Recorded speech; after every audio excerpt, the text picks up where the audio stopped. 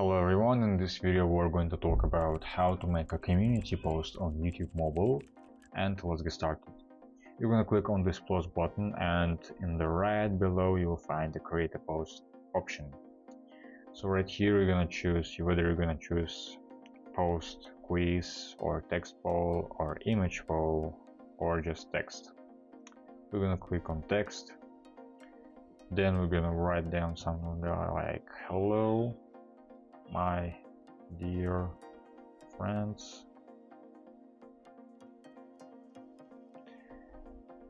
so you can also add some poll or video, not video, I mean GIF or picture, and after this you're gonna click on post.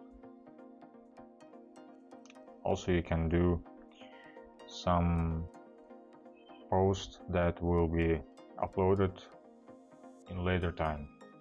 So as you can see, I updated this post.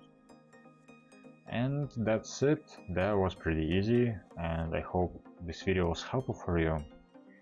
If you find it actually helpful, please consider leaving a like and subscribing to the channel, and I will see you in the next one.